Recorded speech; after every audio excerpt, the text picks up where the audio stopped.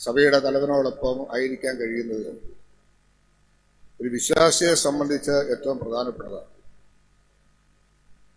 ഞാൻ ഈ കുഴിപ്പള്ളി അച്ഛനെ വിളിച്ച് പലതവണ പറയുമ്പോഴും ഇന്നത്തെ ദിവസം ഒരു ബുദ്ധിമുട്ടായി തീരും എന്നെ ഹൃദയത്തെ ഞാൻ ഉറപ്പിച്ചു.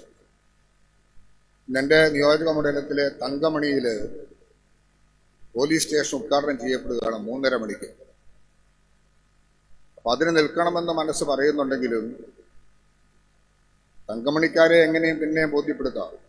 പക്ഷെ ഇങ്ങനെ ഒരു സാഹചര്യത്തിൽ ഞാൻ എങ്ങനെ ബോധ്യപ്പെടുത്താൻ പറ്റുമെന്നല്ല, എങ്ങനെ ലഭിക്കൂ എന്ന് എൻ്റെ മനസ്സിൽ വിചാരിച്ചു. ഞാൻ അതുകൊണ്ട് ഇവിടെ വന്ന് 7:30 ട്രെയിനിന് മടങ്ങി നാളെ ക്യാബിനിട്ടുണ്ട് അങ്ങ് പോവുകയും ചെയ്യും. മാത്രമല്ല, കുന്നത്ത് സെമിനാരിയുടെ ചരിത്രമൊന്നും ഞാൻ പറയേണ്ടതായിട്ടില്ല. സൂറ മലബാർ സഭയുടെ വൈദിക പഠന കേന്ദ്രത്തിന് 25 വർഷം ജൂബിലി ആഘോഷിക്കുന്ന സന്ദർഭമാണിത്. ശ്രേഷ്ഠമായ ഒരു സമയം. വിശ്വാസ പരിശീലനത്തിലൂടെ മുന്നോട്ട് വരാൻ സഭ നമ്മെ പ്രേരിപ്പിക്കുന്നതിലെ പ്രധാനപ്പെട്ടത്, അതിലേറ്റവും ഉചിതമായത്, എൻ്റെ ഹൃദയത്തിനൊത്ത ഇടയന്മാരെ ഞാൻ നിങ്ങൾക്ക് നൽകും എന്ന് ജെറമ്യാ പ്രവാചകനിലൂടെ ബോധ്യപ്പെടുത്തിയ ആ സാക്ഷ്യം കൃത്യതയോടുകൂടി പാലിച്ച് മുന്നേറുന്ന ഒരു വലിയ ആലയമാണ്, കലാലയമാണ് ഈ കുന്നത്ത് സെമിനാരി. അതുകൊണ്ട് തന്നെ ഇതിന്റെ പ്രസക്തി എത്ര വർദ്ധിച്ചിരിക്കുന്നു. സഭയുടെ പിതാക്കന്മാർക്ക് മലബാർ മേഖലയിൽ ഒരു സെമിനാരി ഉണ്ടാകണമെന്ന് ആഗ്രഹിക്കുകയും അതിനാവശ്യമായ നടപടികൾ സ്വീകരിക്കുകയും ചെയ്തു എന്നുള്ളത് കൊണ്ട് തന്നെ എത്രയോ ശ്രേഷ്ഠരായ വൈദികരെയാണ് വൈദിക പഠനം പൂർത്തീകരിച്ച് പ്രതിസന്ധികളിൽ തളരാതെ സഭയെ നയിക്കുവാൻ കഴിയുന്ന വിധം വിവിധ സ്ഥലങ്ങളിലേക്ക് അയക്കുവാനായിട്ട് സാധിക്കുന്നത്. കുടിയേറ്റത്തിന്റെ ചരിത്രവും അതാണല്ലോ ബോധ്യപ്പെടുത്തുന്നത്. 1928-29 കാലഘട്ടം മുതലുള്ള വടക്കൻ മോറിലേക്കുള്ള കുടിയേറ്റത്തിൽ ഏറ്റവും കൂടുതൽ കരുതലായി നമ്മൾ കാണുന്നത് കുടിയേറ്റത്തെക്കാൾ കാറ്റ് വീശുന്ന പോലെയുള്ള ആത്മവിശ്വാസത്തിന്റെ തീവ്രതയാണ് ഇവിടെ രൂപാന്തരപ്പെട്ടു വന്നത്. 1950 കൂടി അത് ശക്തമായി. 53 കാലഘട്ടത്തിൽ അതിരൂപതയുടെ രൂപീകരണവും പ്രവർത്തനവും വന്നപ്പോൾ അതിശക്തമായി. ആ കാലഘട്ടത്തിൽ കൂടിയെല്ലാം കടന്നു പോകുന്ന തീക്ഷ്ണതയിൽ വളർന്നതിന്റെ ഭാഗമായി ഇന്ന് ഒരു സെമിനാരി, മേജർ സെമിനാരി, അത് ഇന്ന് ഈ ഇരിട്ടിയുടെ മണ്ണിൽ കണ്ണൂരെ സുപ്രസിദ്ധമായിട്ടുള്ള ഈ മലയോര മേഖലയിൽ വൈദിക വിദ്യാർത്ഥികൾക്ക് പിറവി കൊടുക്കുന്ന ഒരു പുണ്യഗേഹമായി മാറുമ്പോൾ എത്രയോ നമുക്ക് സന്തോഷിക്കാൻ ഇട നൽകുന്നു എന്നുള്ളത് ഞാൻ ഈ തരുണത്തിൽ ഓർക്കുക. വള്ളാപ്പള്ളി പിതാവ് ഭാഗ്യസ്മരണീയനാവുന്നു. പാലായിൽ നിന്ന് ഒരുപക്ഷെ ഒരു കുടിയേറ്റത്തിന്റെ ചരിത്രത്തിലെ ഒരു വലിയ നേട്ടമാണ് പിതാവിന്റെ ചരിത്രം. ഈ പ്രദേശത്തേക്ക് വന്ന് വിശ്വാസ രൂപീകരണത്തിനും അതോടൊപ്പം ജനനന്മയ്ക്കും വലിയ പ്രാധാന്യം നൽകിയ അദ്ദേഹത്തിന്റെ പോരാട്ടം വളരാത്ത വീര്യമാണ് നമുക്ക് നൽകിയത്. അതെല്ലാം ഓർക്കുവാൻ നമുക്ക് അവസരം ലഭിക്കുന്നു. തുടർന്ന് വന്ന വിളിമറ്റം പിതാവും ഞണ്ടക്കാട്ട് പിതാവും ഇന്ന് ഇവിടെ സൂചിപ്പിക്കപ്പെട്ടതുപോലെ ഞാൻ ശ്രദ്ധിക്കുകയായിരുന്നു പാമ്പ്ലാനി പിതാവ് സംസാരിച്ചപ്പോൾ. ഈ അതിരൂപതയെ സമൂഹത്തിന് എത്ര കാഴ്ചപ്പാടിലൂടെ മുന്നോട്ട് നയിക്കുവാൻ അദ്ദേഹത്തിന് സാധിക്കുന്നു. ഒരു വിശ്വാസത്തിന്റെ കേന്ദ്രീകൃത ബിന്ദുവായി തലശ്ശേരി അതിരൂപത മാറുമ്പോൾ അതിന്റെ ഭാഗമായി തന്നെ വലിയ പിതാവ് സൂചിപ്പിച്ചതുപോലെ, തട്ടിൽ പിതാവ് സൂചിപ്പിച്ചതുപോലെ, ഒരു അമ്മയായി അമ്മയുടെ വിശുദ്ധിയോടുകൂടി മക്കളെ സൂക്ഷിക്കുന്ന ഒരു അതിരൂപതയുടെ നായകനായി ഇന്ന് പാമ്പ്ലാനി പിതാവ് ഇവിടെ നിൽക്കുന്നു. അത് കാണുമ്പോൾ നമുക്ക് സന്തോഷമാണ്. അതുകൊണ്ട് തന്നെ ഇതിന്റെ രൂപീകരണ കാലഘട്ടം മുതലുള്ള ചരിത്രങ്ങളിലേക്കൊന്നും പോകാൻ ആഗ്രഹിക്കാതെ തന്നെ ക്രൈസ്തവ വിശ്വാസത്തിന്റെ ഏറ്റവും വലിയ ആണിക്കല്ല് തീക്ഷ്ണമായ വിശ്വാസം തന്നെയാണെന്ന് ഏറ്റുപറയുന്നതിലും മടിക്കാണ്ടിക്കേണ്ടതില്ല. മാർത്തോമാ നസ്രാണികൾ എന്ന പേരിൽ തന്നെ അറിയപ്പെടുന്നവരായി വളർന്നു വരുന്ന ഒരു സമൂഹത്തിന്റെ മക്കളായി സമൂഹത്തിൽ നമുക്ക് അതിൻ്റെതായ വലിയ പദ്ധതികളും പ്ലാനുകളും ഉണ്ട്. അപ്പോൾ ഇന്ന് പിതാവ് മലയാറ്റിലേക്കുള്ള യാത്രയെക്കുറിച്ച് സൂചിപ്പിച്ചപ്പോൾ എൻ്റെ ഹൃദയത്തിൽ അതാണ് ഇടം തെറ്റിയത്. ഞാൻ ഓർക്കുന്നത് അതെൻ്റെ ജീവിതത്തിൻ്റെ ഏറ്റവും പ്രധാനപ്പെട്ട ഒന്ന് തന്നെയാണ്. ഇത്രയും വൈദികരുടെ മുമ്പിൽ, സിസ്റ്റേഴ്സിന്റെ മുമ്പിൽ, അതുപോലെ പിതാക്കന്മാരുടെ മുമ്പിൽ 2 സാക്ഷ്യം പറയാൻ ആഗ്രഹിക്കുക. അതെന്റെ MLA എന്ന പദവിക്കോ മന്ത്രി എന്ന പദവിക്കോ ഓട്ടം തട്ടുന്നതല്ലെന്ന് മാത്രമല്ല അതിനൊന്നും ബാധിക്കുന്നതുമല്ല. ഓരോരുത്തരും അവരവരുടെ വിശ്വാസത്തിൽ ജീവിക്കുന്നു, പ്രവർത്തിക്കുന്നു. ആ വിശ്വാസം പ്രചരിപ്പിക്കുവാനും ജീവിക്കുവാനുമുള്ള അവകാശവും സ്വാതന്ത്ര്യവും നമുക്ക് നൽകിയിരിക്കുന്നത് നമ്മുടെ ഭരണഘടനയാണ്. ഭരണഘടന അധിഷ്ഠിതമായ ജീവിതത്തിൽ അത് മൂല്യബോധത്തോടു കൂടി കൈകാര്യം ചെയ്യുന്നതിലും പറയുന്നതിലും മടിക്കാതിരിക്കുന്നതാണ് ഈ രാജ്യത്തെ മതേതര കാഴ്ചപ്പാടിന് ഏറ്റവും ഉചിതമെന്ന ബോധ്യമാണ് എനിക്കുള്ളത്. നമ്മുടെ രാജ്യം ഒരു മതാധിഷ്ഠിത രാജ്യമല്ല. നമ്മുടെ രാജ്യം ഒരു മതേതര സങ്കല്പമുള്ള രാജ്യമാണ്. ജാതി മത വർഗവർണ്ണ വ്യത്യാസങ്ങളില്ലാതെ ഏകോദര സഹോദരന്മാരെ പോലെ ജീവിക്കാൻ തകുന്ന സുന്ദരമായ ഭരണഘടനയുടെ ആ യാഥാർത്ഥ്യബോധം ഉൾക്കൊള്ളുന്ന നമുക്ക് അത് പറയാൻ മടിക്കേണ്ടതായിട്ടില്ലെന്ന് ഞാൻ ഓർക്കുന്നു. ഞാൻ എൻ്റെ 15-ാം വയസ്സിൽ മലയാറ്റിലേക്കുള്ള യാത്ര ആരംഭിച്ചതാണ്. അഭിയന്യ പന്ത്രങ്ങാട്ടിപ്പിതാവ് വേദിയിലിരിക്കുമ്പോൾ എനിക്ക് വളരെയേറെ സന്തോഷമുണ്ട്. കാമ്പ്ര ഇടവകയിൽ നിന്ന് ഞാൻ പോകുമ്പോൾ അന്ന് അവിടുത്തെ വികാരിയച്ഛനും അന്നുണ്ടായിരുന്ന കുറേ ആൾക്കാരുടെയും കൂടെ ഞാൻ സ്വാഭാവികമായി മലയാറ്റിലേക്ക് നടന്നു. പിന്നെ വർഷം തോറും ഞാൻ നടന്നു ഒരിക്കലും മുടക്കം വരുത്തിയില്ല. അന്നിതൊന്നും പ്രതീക്ഷിക്കുന്നില്ല. പ്രത്യേകമായ നിയോഗങ്ങളോ കാര്യങ്ങളോ ഒന്നും എപ്പോഴും ഞാൻ എൻ്റെ മനസ്സിൽ വെച്ചു കൊടുക്കുന്നില്ല. നന്മ മാത്രം കാംക്ഷിക്കുന്നു. ജീവിതത്തിൻ്റെ എല്ലാ തുറകളിലും ഒരു ഇടപെടലുണ്ടാകാൻ ഒരു ത്യാഗം ആവശ്യമാണ്. ആ ത്യാഗത്തെ നമുക്ക് ഏത് വിധത്തിൽ രൂപപ്പെടുത്താൻ കഴിയുമെന്ന് ആലോചിച്ചപ്പോൾ വർഷത്തിലൊരിക്കലെങ്കിലും 10-80 കിലോമീറ്റർ ദൂരം തീക്ഷ്ണമായ വിശ്വാസത്തിൽ നോമ്പെടുത്ത് അവിടെ വരെ നടന്നാൽ അത് ജീവിത വിജയത്തിന് ഉതകും എന്ന് ഞാൻ ആത്മാർത്ഥമായിട്ട് വിശ്വസിച്ചു. അങ്ങനെ ഞാൻ മലയാറ്റിലേക്കുള്ള യാത്ര പുറപ്പെട്ടു. ഇതിനിടയിൽ 2 അനുഭവങ്ങൾ എനിക്കുണ്ടായി. ഒന്ന്, ഞാൻ മലയാറ്റിലേക്ക് പോകുന്ന ആ തടസ്സം ഉണ്ടാകുമോ എന്ന് ഞാൻ ഭയപ്പെട്ടു.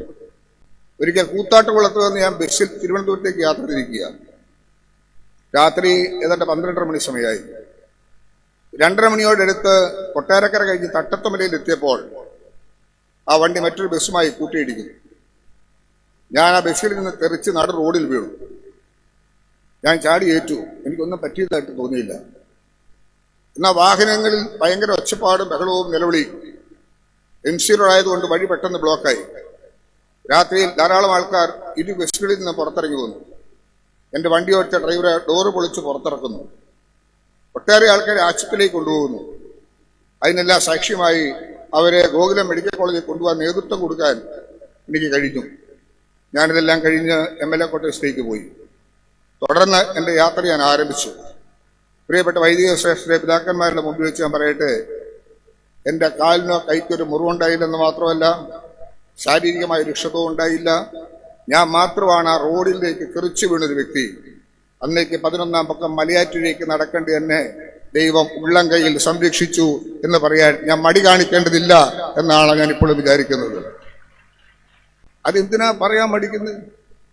അതുകൊണ്ട് ആരാണ് നമുക്കെതിരെ സംഭവിക്കുന്നത്? ഒരിക്കലും നിയമസഭാ തെരഞ്ഞെടുപ്പ് സമയം, ആ തെരഞ്ഞെടുപ്പ് നിങ്ങൾക്കറിയാം, വ്യാഴവും കഴിഞ്ഞ് വെള്ളിയും കഴിഞ്ഞ് ശനിയും കഴിഞ്ഞ് തിങ്കളാഴ്ച തെരഞ്ഞെടുപ്പ്. ഈ ഘട്ടത്തിലെങ്കിലും മലയാറ്റിലേക്കുള്ള യാത്ര നടക്കേണ്ടതുണ്ടോ എന്നോട് സഹപ്രവർത്തകരും ധാരാളം ആൾക്കാർ ചോദിച്ചു. എൻ്റെ കാലിൽ 2 നീരുണ്ടായിരുന്നു പ്രചരണ രംഗത്ത് നിന്ന്. ഞാൻ പറഞ്ഞു നടക്കണം. ഞാൻ നടന്നു ചെന്നപ്പോൾ അല്പം വൈകി. അടിവാരത്ത് ചെന്നപ്പോൾ തന്നെ നേരം വെളുത്തു. എങ്കിലും മല കയറി ഇറങ്ങി. ശനിയാഴ്ച ഞാൻ അവിടെ നിന്ന് വണ്ടിയെ കയറി തൊടുപുഴയിലെത്തി.